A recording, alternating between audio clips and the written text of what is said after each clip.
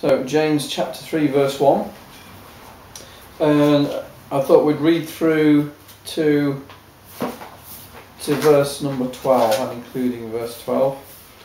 Seems to be a kind of natural break there. So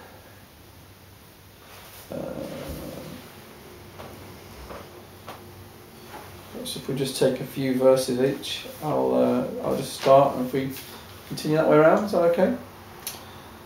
My brethren, be not many masters, knowing that we shall receive the greater condemnation. For in many things we offend all. If any man offend not in word, the same is a perfect man, and able also to bridle the whole body. Behold, we put bits in the horses' mouths, that they may obey us, and we turn about their whole body.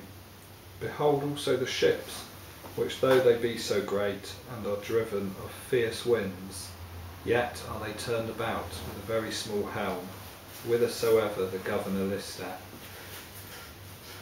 So also the tongue is a small member, yet it boasts of great exploits. How great a forest is set ablaze by a small fire, and the tongue is fire. The tongue is placed among our members as a world of iniquity. It stains the whole body, it sets on fire the cycle of nature, and is itself set on fire by hell. For every creature, animal or bird, reptile or fish is tamed, and has been tamed by man. But no man can tame the tongue. It is a restless evil, full of deadly poison. With it we bless our God and Father, and with it we curse men who have been made in the Similitude of God. Out of the same mouth proceed blessing and cursing. My brethren, these things ought not to be so. Does a spring send forth fresh water and bitter from the same opening? Can a fig tree, my brethren, bear olives, or a grapevine bear figs? Thus no spring yields both salt water and fresh. Thank you. Yeah, so my translation starts off in verse 1 that we ought not to many to be masters.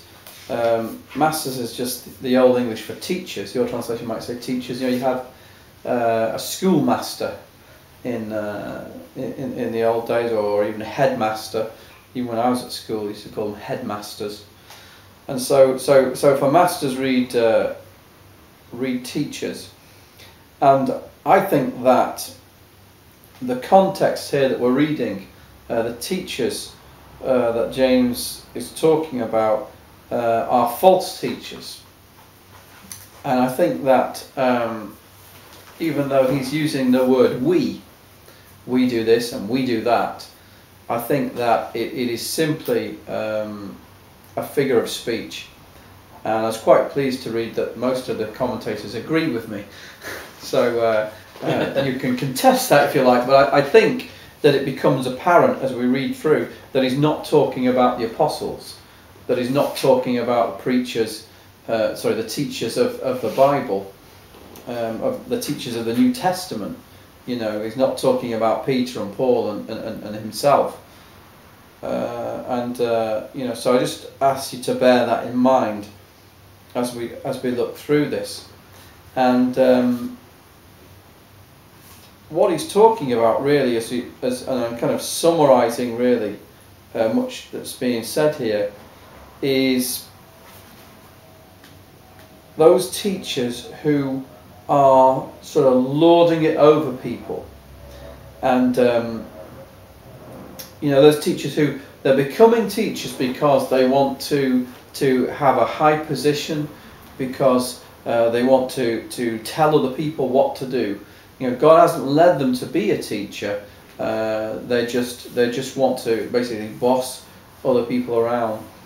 And I was reading Matthew Henry's commentary on these first kind of verses here, and I thought it was very good what he said, and so I've just kind of jotted it down and condensed it slightly, because I just think he makes some very good points. And if you don't mind, I'm just going to read that out to you, just what he says, and then perhaps just say something about it.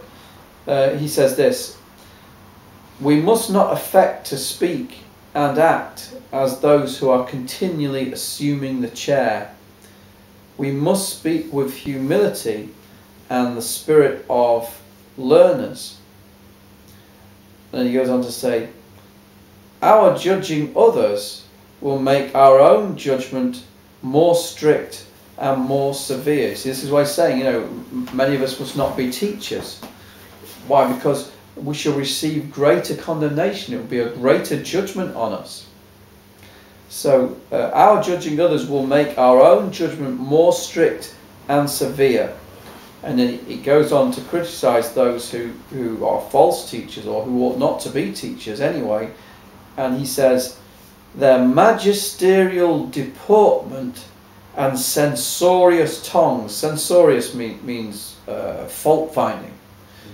"And censorious tongues may prove worse than any faults they condemn in others." So this is the warning. What he's saying is, by assuming this high-handed approach, by assuming this position of pointing to everybody else's faults and as he puts it, continually assuming the chair, continually wanting to be a teacher, continually wanting to be someone who's directing others, he's saying that this deportment, this fault-finding attitude, may prove to be a worse sin than any of the faults that condemn in other people.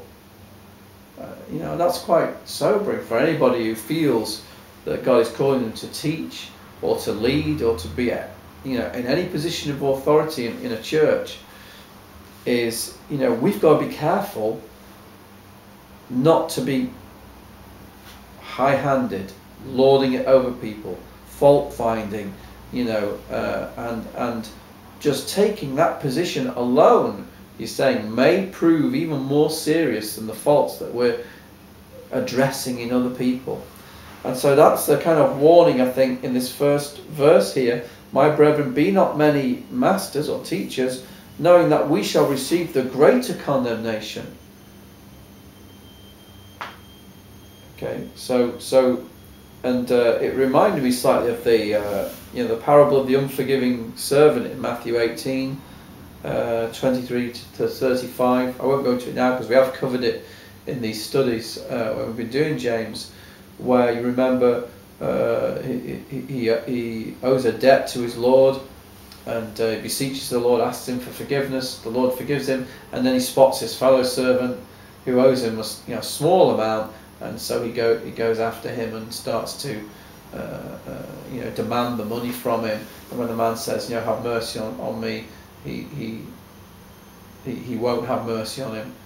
The Lord finds out what's happened, and he throws that unforgiving servant into prison, doesn't he? Restores the debt to him, having previously taken away, and then has him cast into the prison. So it reminded me of that kind of attitude, not appreciating the grace that God has given us, and then being ungracious to others.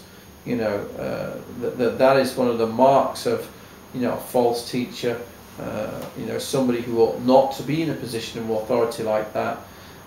So it's very sobering, I think, for anybody who's teaching, and it's good to always remember that that we're not like the Gentiles. We're not like in business and things like that. You look for natural leaders, don't you? People who seem to command respect and this sort of thing, or who are even physically commanding, a strong jawline and all this sort of thing.